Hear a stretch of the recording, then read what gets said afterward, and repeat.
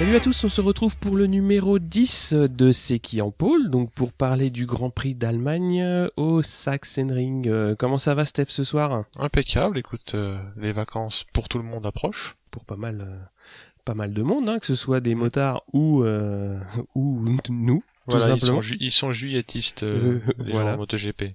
Et donc c'était le 9e Grand Prix de la saison, donc c'était un Grand Prix qui marque en fait la mi-saison, c'est-à-dire il y a 18 Grands Prix de prévus, on en a fait 9. Donc étant donné que c'est le numéro 10, il y a quand même deux numéros 10 dont on va parler un petit peu en détail. Donc le premier c'est Kenny Roberts Jr. qui m'a été une fois de plus soufflé par Jean-Christophe. C'est un pilote qui a eu la particularité d'arriver à son meilleur niveau au bon moment, c'est-à-dire après la domination des années 90 par René Schwantz et surtout Douane qui avait gagné 5 titres mondiaux entre 94 et 98, et en 99 il va arrêter suite à une chute.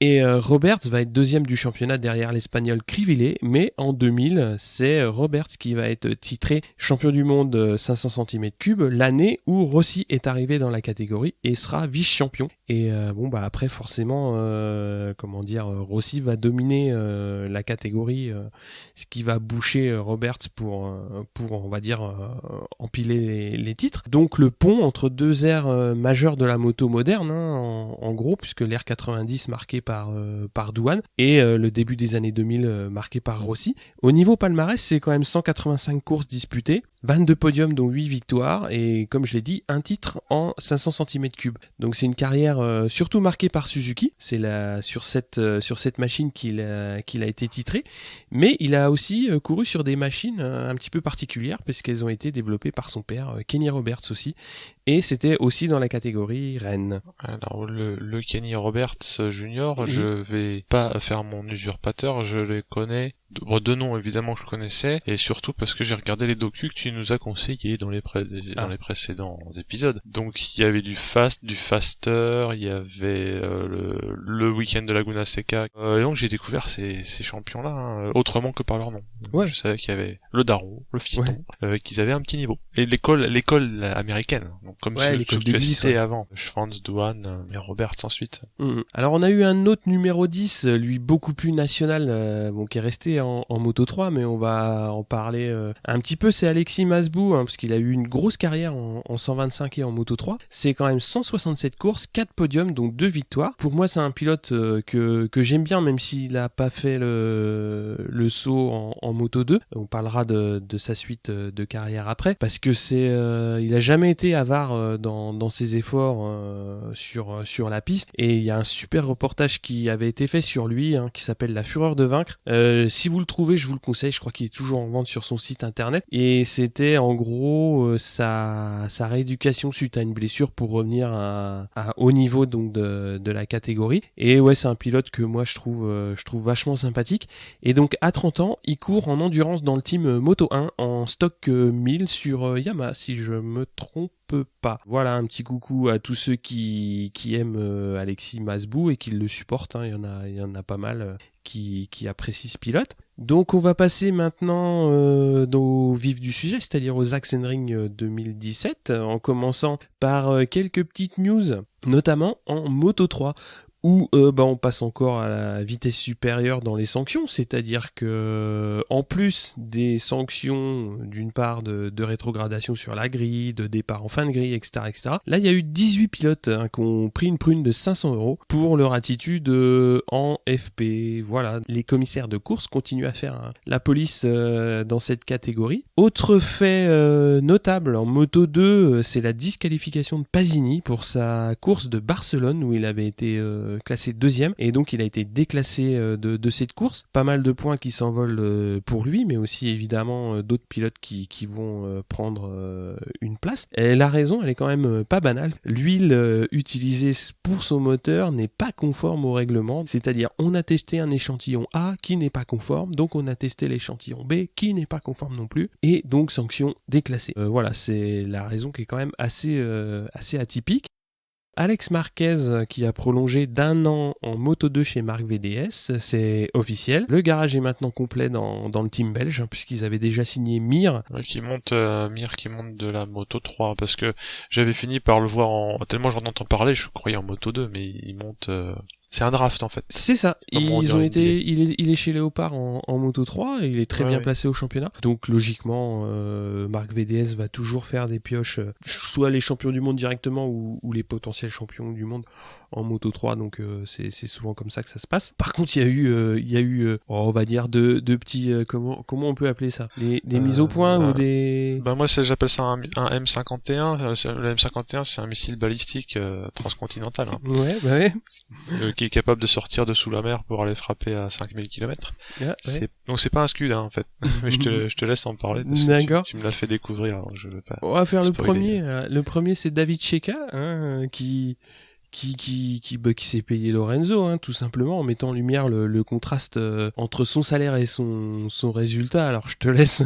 Moi la phrase que j'ai retenue suite à la vidéo que tu m'avais indiquée, c'est qu'en gros, je crois que je reprends quasiment ces mots en disant pour 10 millions de dollars, tu peux apprendre à te servir du frein arrière. Alors, ce qu'il faut comprendre, c'est que les Ducati tournent mal, enfin ont des problèmes de motricité, ils ont un problème de mix entre motricité et sous-virage. Ouais. Donc en fait, il faut beaucoup utiliser le frein arrière, ce que fait beaucoup Dovi.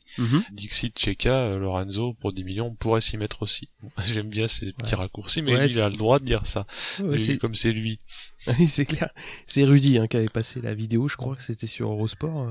Et il y a eu donc une double détente. Oui.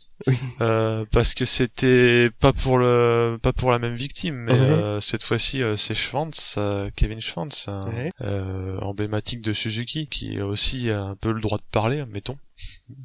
Il a le droit de parler du fait de son statut, en plus Suzuki l'aime bien, donc il est peut-être d'autant plus énervé. Et là il fait, pour ceux qui connaissent le jeu vidéo Devil May Cry, en fait ça consiste à envoyer en l'air avec une épée l'intéressé et après à le maintenir en l'air avec des salves de flingue. Parce que c'est Yannone qui est la victime. En gros, je pense qu'il faisait suite à une déclaration de Yannone qui parlait de prise de risque inconsidérée ou que sais-je. Et son message c'est s'il veut pas prendre des risques, il peut aussi aller faire du karting. Et effectivement, comme on dit, tiens gamin, c'est cadeau. C'est clair. Alors, petit micro-rebondissement sous forme de, on va dire, d'acceptation de la vanne, Yannone a posté lui-même une photo d'un karting avec le numéro 29 dessus. Donc ça y est, il est parti s'entraîner, c'est officiel. Il est parti s'entraîner, peut-être une reconversion à venir. D'accord. Bon, on va suivre. Bruits de paddock qui sont pas des bruits, qui sont des infos. Petrucci, qui est un peu on fire en ce moment, prolonge chez Pramac, donc il n'ira pas chez Aprilia. C'est donc sûr qu'il va rester au guidon d'une Ducati. Qui marche. Qui fonctionne visiblement bien, le modèle 17. En parlant de trucs qui fonctionnent, le docteur, Rossi himself, dont on sait que, il a signé jusqu'à l'année prochaine incluse, mais il dit que si il est compétitif au moment de décider d'éventuellement prolonger, il le fera. Donc c'est la never ending prise de retraite. Nous, ça nous va très bien. On veut même pas faire des plans sur la comète. Là, ce qui est super, c'est qu'il sait que tant qu'il pourra, il continuera. Donc nous, on est ravis. Puis de toute façon, il trouvera toujours, Yamaha le soutien, je pense, dans sa démarche. Quitte à lui faire une équipe pour lui tout seul, j'imagine.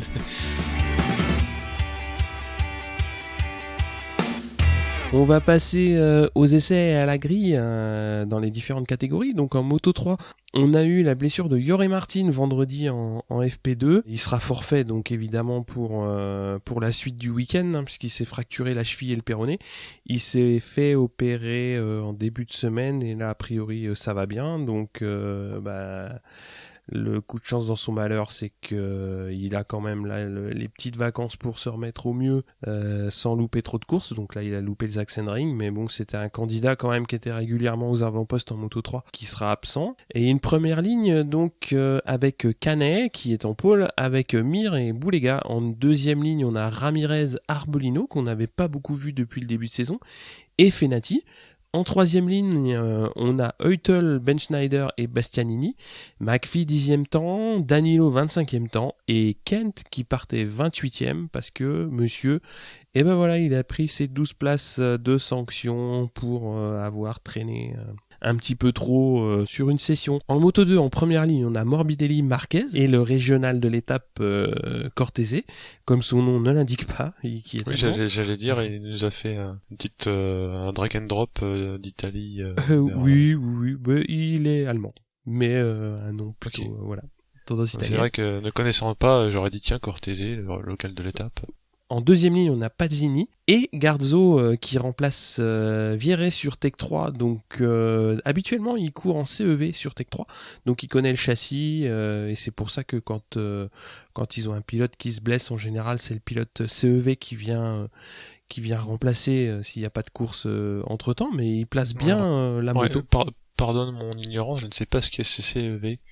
Qu'est-ce championnat espagnol de Velocidad. Donc en gros, c'est le championnat national, quoi. De la Moto 2. C'est là que Fabio Quartararo a fait des étincelles avant d'arriver en Moto 3. D'accord. Excuse-moi. Voilà. Et donc il y a un championnat Moto 3, Moto 2, et donc Oliveira qui complète la deuxième ligne. En troisième ligne, on a Lutti, Corsi et Quartararo. Et Nakagami qui lui est quand même très très loin, 23e sur la grille. Savoir qu'il y a 2 forfaits pour cette course, donc Luca Marini qui ne court pas suite à des douleurs à l'épaule et une chute d'Axel Ponce au warm-up, il prendra pas le départ de la course l'après-midi. Tu vas nous parler des MotoGP ? Alors les MotoGP, c'était mitigé comme pré-qualif parce que comme le temps en fait s'il pleuvait pas il faisait froid, sachant que c'est valable pour toutes les catégories, mais comme le revêtement était neuf, refait de frais, Michelin avait pas eu le temps de faire tous les tests, donc il y avait toujours cette interrogation de il faut qu'on teste tous les pneus, y compris ceux qu'on veut pas. Oui. Donc tout le monde était un peu chonchon, mais au global ça s'est bien passé. Il y a eu la pluie le vendredi après-midi, ce qui fait que la FP3 a été cruciale.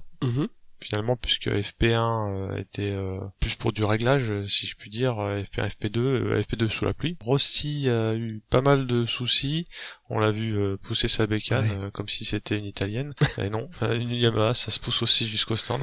C'est vrai. Il a été, une de ses pannes, c'était un souci de pompe à essence.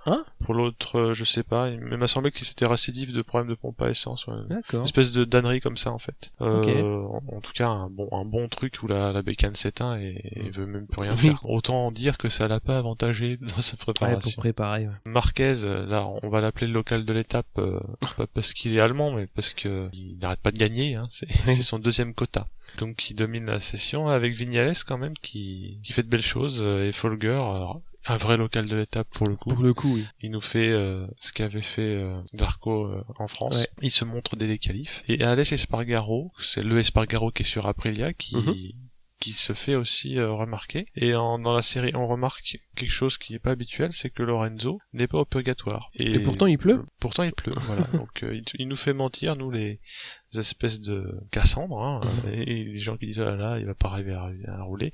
Non, il figure bien, de sorte qu'il n'aura même pas à se taper la Q1, puisque dans la Q1, entre autres personnes à suivre, il y avait Iannone et Zarco, et Petrucci aussi, et ceux qui sortent de la Q1 par le haut, c'est Petrucci et Paul Espargaro, puisque Aleix, son frangin, il était déjà, donc le Paul, il est de chez KTM, si j'ai bien tout compris.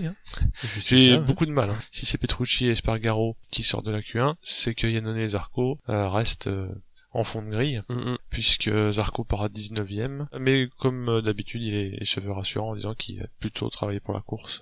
Si on veut être chauvin jusqu'au bout et trouver des excuses, c'est que les temps étaient quand même vachement resserrés. Ouais, c'est un circuit court aussi. Et t'as vite fait à quelques dixièmes de perdre plusieurs lignes. Ce qui a été le cas de nos amis Iannone et Zarco, entre autres. En Q2, petit highlight, même si c'est pas super, touchette prononcée entre Marquez et Vignales, puisque finalement Vignales, vers la fin de la session, Marquez se traînait, on peut quand même dire ça. Sachant que c'est Marquez. Pour un Marquez, il se traînait, donc Vignales voulant pas être retardé dans son tour, le passe par un inter des plus chaud patate. Mais quand même, il était quand même limite. C'était propre, mais en fait, ça passait, c'était beau et c'est passé. Mais je pense que on n'est pas déjà passé loin de la touchette et Marquez, ça l'a peut-être réveillé. Un virage ou deux après, veut refaire la même, sauf que là, il y a touchette et donc ils se sont un peu fait des signes éloquents une fois au guidon, mais après ça s'est réglé à coup de tape dans le dos dans le paddock, donc pas de souci. Mais c'est surtout une mésentente sur les rythmes respectifs de l'un et de l'autre. Ce sont des choses qui arrivent. Chose marquante, le waterfall dont je parlais à l'épisode précédent n'a pas failli à sa réputation parce qu'il a généré beaucoup de chutes, dont Zarco qui s'en est fait une très belle. Le waterfall qui est le virage 11 et son frangin d'après, le 12, qui est en bas de la descente aussi, a surpris beaucoup les gens qui avaient les pneus pas exactement comme il fallait en température. On pourra aussi noter que il n'aura pas fait, j'anticipe sur ce qu'on va dire de la course, mais le waterfall l'a pas fait parler de lui pendant la course. Mais au qualif, il y en a compris cher. En première ligne, Marquez marque de son empreinte ce Grand Prix décidément, en pôle, suivi du très chaud Petrucci et du toujours placé Pedrosa. Tu sais, c'est un peu comme les chevaux, toujours placés. Crutchlow s'accroche bien, comme il tique sur un clébard. Il est en deuxième ligne, quatrième position, suivi de Folger. Alors là, Folger chaud patate, sûrement ultra remotivé par la course à domicile et sur le fait que la team Poncharal l'avait bien boosté quelques grands prix avant, parce que visiblement il avait besoin d'un coup de pied au derche, oral, j'entends. Et alors là, Lorenzo, c'est une sorte de phénix, parce que faire 6 sur des qualifs sur le séchant, c'est quand même une belle perf. Donc déjà qu'on est prompt à faire des ricaneries sur ce pauvre Jorge, alors là, chapeau. Pour lui c'est comme une première ligne.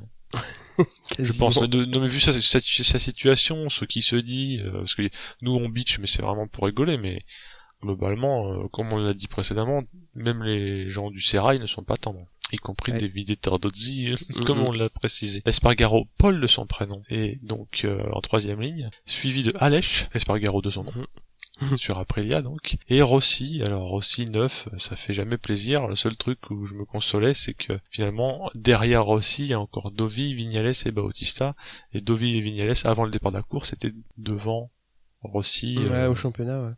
Au championnat, donc moi j'étais en train de faire avec mon petit boulier, ça c'est bien, c'est pas bien et tout. Bon, la grille étant la grille, après.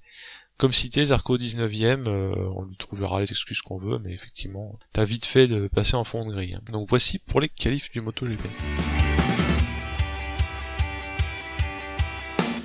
Bon, on va passer aux courses, donc qui se sont déroulées le dimanche, donc avec une météo ensoleillée pour le coup. Pas de pluie pour venir embêter un petit peu tout le monde. Mir donc va prendre assez vite la tête avec un petit paquet composé de Ramirez, Canet, Fenati, Boulega. Les hostilités démarrent fort avec Fenati, Ramirez et Mir qui se succèdent en tête de course. Les trois font quand même un beau spectacle et commencent à creuser un petit écart, donc c'est pas significatif, mais Boulega et Arbolino suivent quand même avec un petit peu de difficulté le départ un petit peu des trois. Par contre derrière il va tout de suite y avoir un trou de à peu près 3 secondes qui va se créer. Et par contre, voilà, ça nous fera une jonction à 5 avec les pilotes que j'ai cités. McPhee va chuter au 6e tour. Danilo, doucement, il se replace parce qu'il était parti quand même d'assez loin. Et il rentre dans les points à 13 tours de l'arrivée. Et petit à petit, Arbolino va décrocher du groupe de tête qui reste malgré tout très disputé. Kent va chuter au 15e tour, ainsi que Canet. Donc Canet qui a été quand même bien placé au championnat du monde. Je crois qu'il était 3. Et donc forcément ça fait pas ses affaires, donc il va être déçu de chuter. Après c'est Boulega qui va décrocher du groupe, donc maintenant on n'aura plus que les 3 pilotes qui restent à 8 tours de l'arrivée, et malheureusement donc c'est Arbolino, je dirais pas qu'on le découvrait sur la course quoi, mais c'était la première fois qu'il était vraiment aux avant-postes, et il va chuter donc à 8 tours de l'arrivée toujours. C'était une bonne course pour lui, c'est un rookie je crois, donc c'est bien qu'il réussisse à être un petit peu devant, montrer ce qu'il sait faire. Après on va avoir Fenati qui va mener, mais comme on l'a vu sur les courses précédentes, Mir il est toujours redoutable sur le final, il sait toujours trouver le bon moment pour prendre la tête et la garder jusqu'au bout, et voilà, il va le passer donc dans les derniers virages, je crois que c'est au T12. Fenati peut rien faire et il prendra la deuxième place derrière Mir. Et par contre, la bonne surprise, c'est Ramirez qui concrétise enfin les belles dernières courses, puisqu'on l'avait vu souvent dans le bon paquet, mais malheureusement pas toujours en position de bien finir les courses. Mais là, il va faire donc la troisième place, hein, donc c'est un très très bon podium pour lui. Et derrière, on va avoir Boulega, Eutel qui fait 5, Bastianini 6 et Loïc 7, Danilo. Donc, il s'était quand même bien rapproché du top 10. Il va terminer 14e sur cette course. Donc, toujours des points. C'est toujours bien d'engranger un petit peu. On va passer doucement à la course Moto 2. Où là, c'est Marquez qui va ouvrir le bal devant Morbidelli, Lutti, Cortese qui sont bien partis. Il va y avoir une touchette entre Quartararo et Binder dès les premiers virages. Donc Lutti, par contre, il va essayer de partir fort, hein, et surtout il va profiter de petites erreurs donc d'Alex Marquez, puisqu'il va sortir large 2-3 fois. Donc Lutti va réussir un petit peu à prendre un petit peu de distance. Et Garzo et Locatelli vont chuter dans le T12, donc pas directement ensemble, c'est-à-dire il n'y aura pas de touchette entre les deux, mais c'est dans le même virage où ils vont chuter au troisième tour. Donc beaucoup de chance pour Garzo, parce qu'en fait la moto de Locatelli elle va lui passer juste au-dessus de la tête, donc c'était quand même bien chaud patate pour lui. Et donc le tour suivant, là c'est par contre la grosse chute d'Alex Marquez. Une sale chute au départ, il se relève, donc pense que ça va, mais comme tu me l'as noté avant qu'on enregistre, il y a quand même des cervicales qui sont fracturées, donc voilà, la pause estivale ça va permettre de se remettre un petit peu de ça. Et ce qui était pas génial sur sa chute, c'est qu'il est resté un petit peu accroché à la moto. Alors on va avoir deux pilotes en tête, donc Lutti et Morbidelli. Cortese va décrocher, il va pas réussir à suivre le rythme, et à tel point que Oliveira va le passer donc pour la troisième place. Et donc Morbidelli décide de prendre les choses en main au 7e tour, et Lutti quand même reste menaçant, hein. Il va rester vraiment dans la roue un petit moment, et justement en voulant rester au contact il va chuter à son tour. Donc après voilà, on a l'impression que tout est fini, dans le sens où Morbidelli étant donné la chute de Lutti, se retrouve un petit peu tout seul avec 2 secondes d'avance, mais c'était sans compter sur Oliveira, parce qu'au fil des tours il va grignoter jusqu'à revenir dans la roue de Morbidelli. Il va le titiller jusqu'à la fin de course, donc ça va bien animer justement la course, puisqu'on pouvait penser que ça allait se finir à la Lorenzo de l'époque, hein, c'est-à-dire cavalier seul. C'est-à-dire que la caméra peut pas cadrer le 1 et le 2, souvent, oui. Quand c'était Lorenzo qui se barrait tout seul devant. Ça pouvait être un peu agaçant. Ouais, mais là, en fait, Oliveira, il va bien remonter, hein. Enfin, donc c'était pas mal. Et derrière, on a Corsi qui est 3, avec Bagnaia, Pasini et Cortese. On va avoir Augusto Fernandez qui va prendre un black flag. C'est pareil pour une raison un petit peu particulière. C'est-à-dire qu'il a dû avoir un problème technique et il s'est arrêté au stand. Il est reparti. L'erreur qu'il a faite, c'était de rentrer la moto dans le box. Et ça, c'est rigoureusement interdit. On peut s'arrêter, mais on doit rester dans la pit lane. À partir du moment où il a repris la piste, il a pris le drapeau noir pour lui signifier qu'il devait ça, je quitter. Savais pas, tu vois. Je pensais que... Donc en gros, s'ils doivent changer un carénage, il faut qu'ils le fassent... Ils le font sur la pit lane. Sur la pit lane. Okay. Exactement. C'est pour ça que quand je serai en GP, je le saurai. Tu le sauras, tu feras pas l'erreur. Tu te feras pas avoir. Tu vois, je progresse. Oui, sur mes 80 ans, j'aurai tout le bagage pour aller. Quand on sera prêt, on ira. Voilà, exactement. On fait comme Zarco, on mûrit notre carrière. T'inquiète. Donc pour la 3e place, c'est serré entre Bagnaia et Corsi. Devant, Oliveira va prendre la tête dans l'avant-dernier tour, ce qui met un peu la pression à Morbidelli. Mais il va reprendre les commandes à l'approche du dernier tour et il va les garder jusqu'à la fin. Mais c'était vraiment chouette de voir Oliveira d'une part remonter et animer la course. Il a vraiment joué sa carte. C'est bien joué de sa part, parce que c'est c'est d'une part un podium, un très beau podium pour lui. C'est un pilote qu'on voit souvent aux avant-postes, mais pas de manière régulière. Et bon voilà, là il montre bien la KTM. La KTM est compétitive, donc c'est vraiment bien. On a donc Bagnaia qui complète le podium pour faire 3, Corsi 4, Pasini 5. On a Gardner sur Tech 3 qui fait 12 et Quartararo qui fait 13.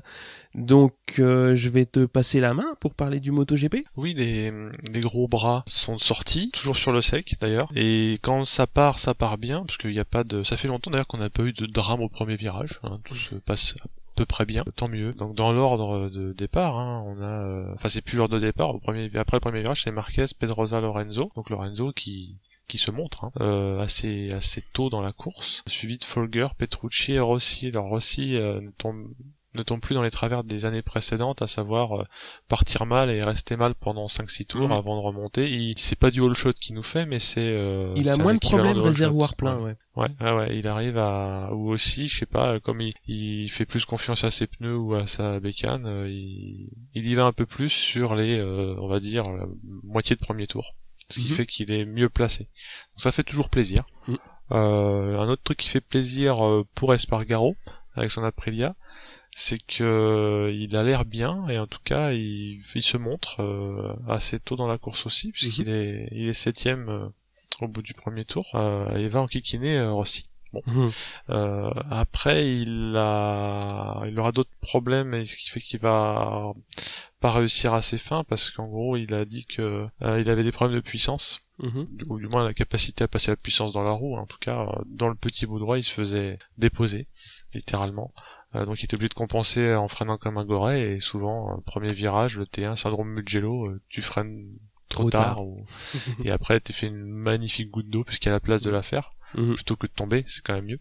Espargaro, c'était pas un feu de paille, mais c'était un feu de paille mouillé, quoi, qui dure un peu plus longtemps mais qui brille pas trop, contrairement à son premier tour. Alors Barbera, comme il a fait un départ anticipé, se prend un ride-through. Lorenzo, pendant ce temps, s'accroche bien et est 3ème.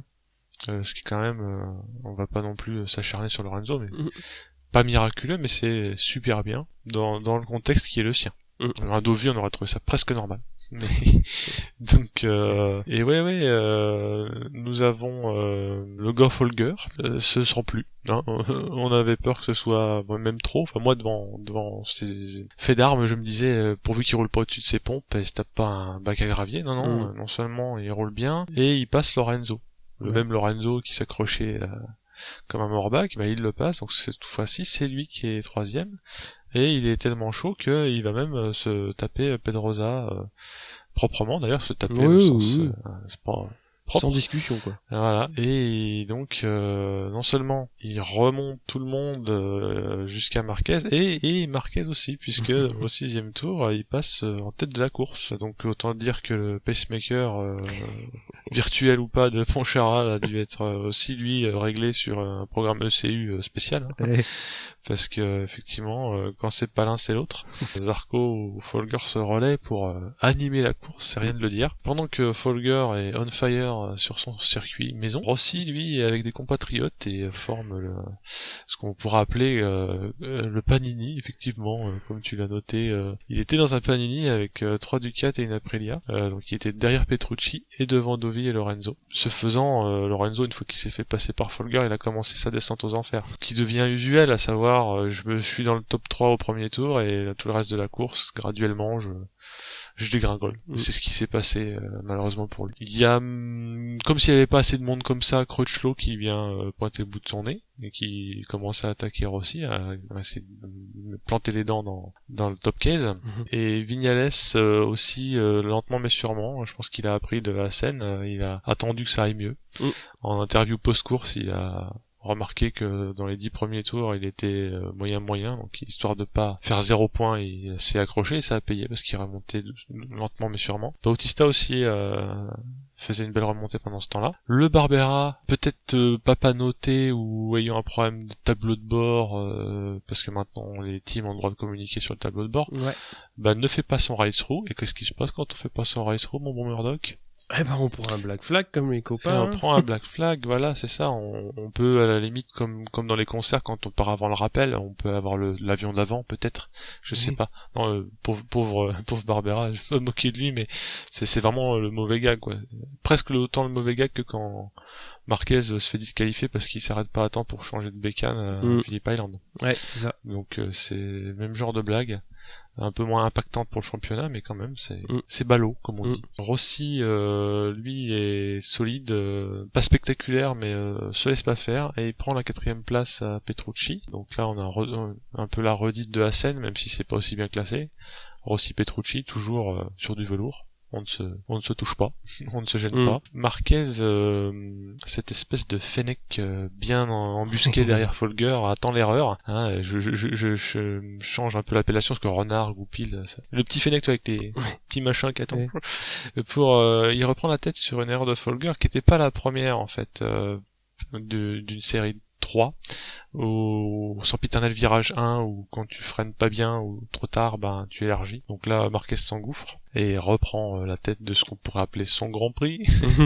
Les Ducats, ça va être terrible dans ce style-là, elles perdent le rythme et Petrucci se fait passer par Espargaro. Quant à Loves, cette fois-ci sur Aprilia, en tout cas lui il chute au 13e tour, donc c'est pas le chant du cygne mais presque. Parce que bon, déjà que ça a les moyens, là, une chute, ça ne peut pas arranger ses affaires. La suite du mercato, on verra. Si Aprilia lui fait une Bautista ou pas, nous verrons. En tout cas, Zarco, à l'instar de Rossi, ne se démonte pas, même s'il part de 19e, donc c'est moins spectaculaire, puisqu'il revient 13e, pas assez vite, mais à mi-course, il est 13e. Lorenzo, pendant ce temps, lui, il fait le chemin inverse, il est 11, et Yannone est 12. Pour la 4e place, finalement, là où est le spectacle, pendant la fin de course, c'est la fight pour la 4e place. Parce que tu as Dovi, Rossi et Vignales qui concourent pour cette...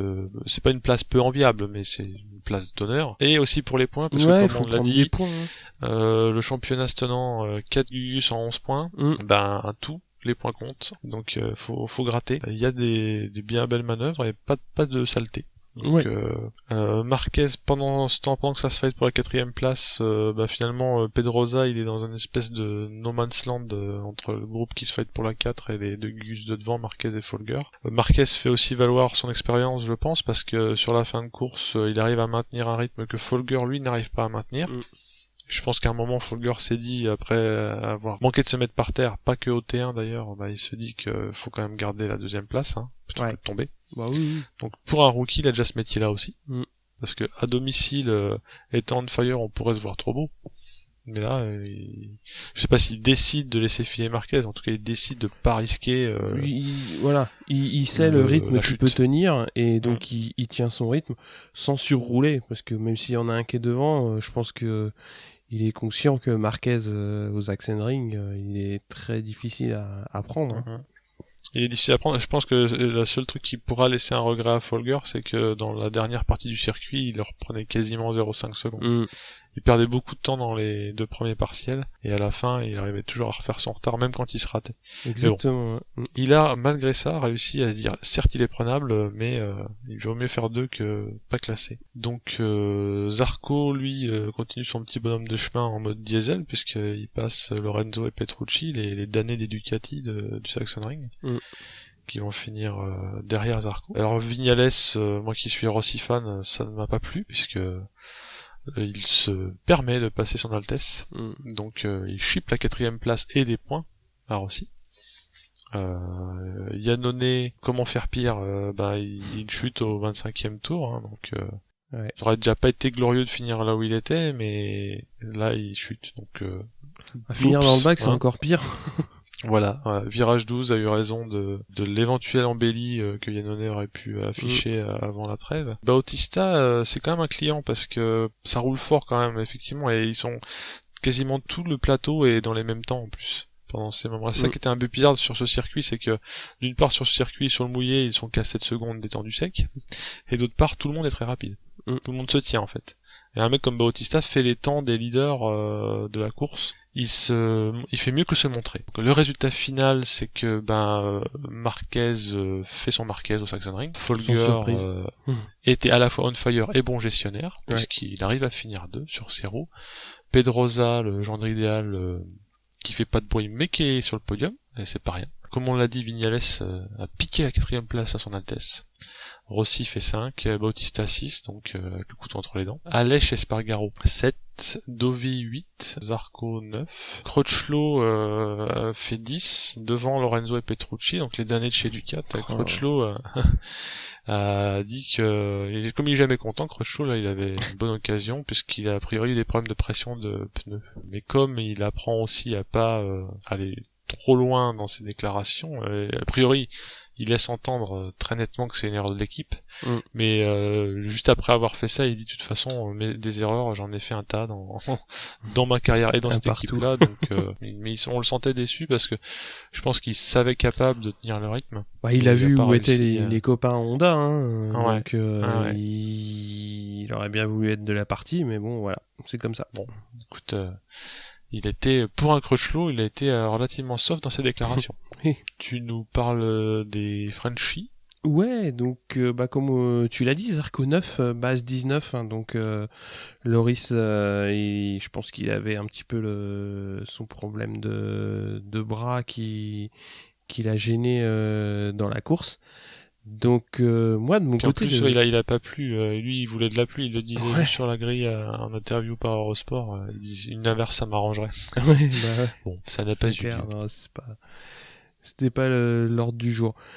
Mais oui, moi le gros coup de cœur, c'est Folger. Il a fait, comme tu l'as dit, il a fait une très très belle course. C'est-à-dire il a montré qu'il était dans le rythme. De toute façon, des meilleurs, oui, puisqu'il fait 2. Donc il était très très bien sur sa moto. Il a été bien tout le week-end. Il fait une très belle course. Il fait des erreurs en course. Ça c'est tout à fait normal.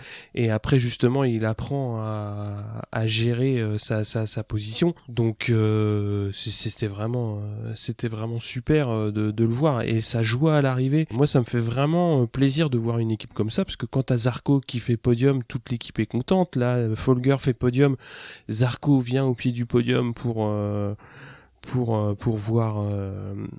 le collègue. C'est vraiment bien quand tu vois ça dans une équipe satellite avec 2 rookies. Dès le début de saison, on a salué que Poncharal était quand même très très fort en gestion d'équipe. Là, il montre en plus qu'il sait très très bien choisir ses pilotes, qu'il sait bien les gérer, puisque les pilotes, de toute façon, ça on fera un petit peu, j'en parlerai un petit peu plus tard, parce qu'on fera le bilan dans une prochaine émission à la demi-saison. Voilà, Poncharal, il gère ses 2 pilotes à merveille, et il réussit à en tirer le meilleur.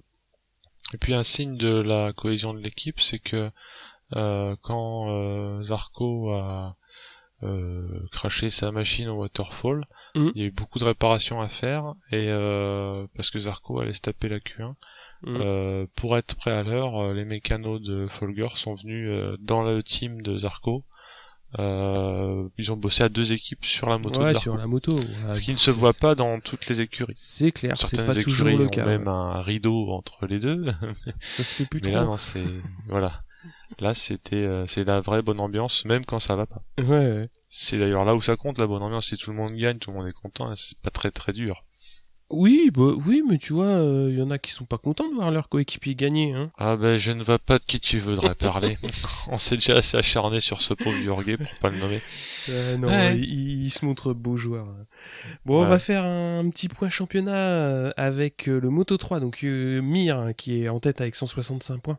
Donc beaucoup d'avance sur Fenati, quasiment 2 courses là, puisque Fenati est à 128. Et on a Canet, 110 points. En Moto 2, on a Morbidelli qui prend un petit peu d'avance, puisque ça restait quand même mine de rien assez serré en Moto 2, mais là, du fait de la chute de Lutti, Lutti reste 2, mais à 140 points, donc Morbidelli prend quand même un petit peu d'avance. Et surtout, Oliveira qui se pointe à la 3e place avec 117 points. Donc c'est une très très belle perf pour lui, parce que on en a parlé pour la course, il est régulièrement bien placé, et là il a quand même bien titillé pour prendre la 2, et ça paye au championnat, donc c'est bien pour lui. Donc donc en MotoGP, encore une fois, le grand regroupement en tête, puisqu'on a Marquez qui prend la tête à mi-championnat avec 129 points, qui a seulement 5 points d'avance sur Viñales à 124, qui a 1 point d'avance sur Dovi à 123, qui lui en a 4 sur Rossi, donc qui a 119 points. Donc on a 4 pilotes en 10 points. Autant dire que mi-championnat, rien n'est fait. Donc ouais, puis le Marquez, ce qui m'inquiète, m'inquiète parce que je suis pas objectif, c'est que Marquez a vraiment bien fait son grigou, à savoir qu'il a connu un sale début de championnat. En moyenne, hein, il y a eu des belles choses, mais il a jamais été question de Marquez, y compris nous, on n'en parlait pas plus que ça, parce que au championnat c'était presque plié. Il y a 3-4 courses. Et au final, les points s'empilent. Clac, clac, clac, clac. Exactement. Un mode Giroud. On joue le maintien, et puis après le mec il est premier. Donc, avec le talent qu'on lui connaît, hein. Même si je le porte pas dans mon cœur, il est très fort, techniquement, et voilà, un jour j'oublierai 2015. Mais, non, mais surtout. Pas demain. Pas demain, non. Je pense que j'oublierai 2015 quand on réussira à rater sa carrière, comme ça. Marquez, il pourrait gagner ce qu'il veut, je m'en fous. Mais je veux qu'il me laisse gagner mon Rossi. Non, c'est pas vrai. Je veux pas qu'on me laisse gagner mon Rossi. Je veux juste qu'il remette la pilule. C'est pas pareil. Non, mais donc Marquez moi je parlais de Dovi qui tirait un caddie de marron du feu. Mais là, Marquez, c'est le transpalette, là. Qui passe premier à la pause, estivale. Il a jamais été premier et on parlait pas de lui. Oui, voilà. 2 victoires quand même. Enfin, je crois que 2 ou 3, je sais pas. Mais en présence médiatique et dans les esprits. Enfin, peut-être, évidemment, le monde ne tourne pas autour de mon esprit, mais moi, je l'avais pas dans le collimateur, quoi. Ouais, tu le plaçais pas dans les candidats. Parce que quand je le voyais faire des belles choses, y compris des belles qualifs ou des rattrapages de fou, je disais, c'est Marquez, c'est le talent, donc, voilà. mais là, il est aussi dans le game. Et plus que jamais. Clair, hein. Plus que jamais. Mais bon, il y a encore 9 courses, 9 courses c'est long, il va y avoir des gros enchaînements dans la deuxième partie, on en parlera dans un futur numéro. Mais on va clore donc ce point championnat avec Zarco qui est 6ème au championnat au scratch. Et il est toujours premier indé, premier rookie avec 13 points d'avance sur Folger. On va terminer avec les résultats de Guintoli en Superbike qui courait à Snetterton. Et il a fait 10e et 9e sur les 2 courses. Donc, comme on vous l'a dit, ça va être les vacances. Donc, pour nous aussi, ça va être le temps de prendre un petit peu de repos bien mérité. On va se retrouver début août, d'une part pour vous présenter le circuit de République tchèque, qui va marquer la reprise le 6 août, et surtout faire un point championnat sur les 3 catégories. Ouais, puis d'ici là, il y aura eu de l'amour, gloire et beauté non pas d'intersaison, mais de mi-saison. Oui, exactement. Donc, 3 âneries qui se diront ou qui seront dites par quiconque. Voilà. On sera à l'affût. Ouais, on reviendra donc début août pour vous présenter tout ça. Donc, les news, le point mi-championnat et la présentation du Grand Prix de République tchèque. Avant de partir en vacances, vous pouvez mettre un petit commentaire sur iTunes ou sur un Podcast Addict si vous souhaitez nous rejoindre aussi pour profiter de la mi-saison pour embarquer dans l'aventure. Faites-nous signe, soit par Twitter ou par mail. En attendant, bonnes vacances puisque toi tu pars bientôt. Oui, tout à fait. Je vais voir en Italie si des fois je trouve des posters de Rossi à pas cher. Alors, si tu passes à Tavoulia... Non, ce sera la Sicile, chez les mafieux. Bon. Mais je ne doute pas qu'ils sont on fire aussi. Oui. De toute façon, cette année, c'est quand même la fête quand t'es italien. Il y a quand même du monde qui s'illustre. Hein. Dovi, Ducati, sont Dovi, quoi. Pardon. Ce que je te conseille quand même, c'est d'y aller avec un petit t-shirt 93. Histoire de marquer les esprits. Ah oui, donc tu veux vraiment que je revienne pas parce que tu sais, il y a un patelin qui s'appelle Corleone quand même là-bas. Donc, si je me pointe avec un 93, je suis pas sûr de revenir. Palerme, non mais peut-être justement, de tu leur dis, je viens avec vous pour le brûler. Ah oui, comme ça, comme si j'amenais une Harley pour l'acheter depuis 30 mètres de haut sur une grue, comme j'ai. Ouais, ok. Non, au contraire, c'est les Harley qui brûlent les Suzuki, je sais plus, enfin. Je crois que c'est bien ces espèces de redneck de fans de Harley dans les festivals qui prennent une Suzuki qui la balance de 30 mètres de haut. Et qui la crame. Oui, comme ça. Pour être sûr qu'elle revienne pas, quoi. Voilà, bon, sur ce, on va vous souhaiter de bonnes vacances, sauf si vous partez au mois d'août, évidemment. Et on va se retrouver à bientôt. À bientôt. À bientôt, ciao. Ciao.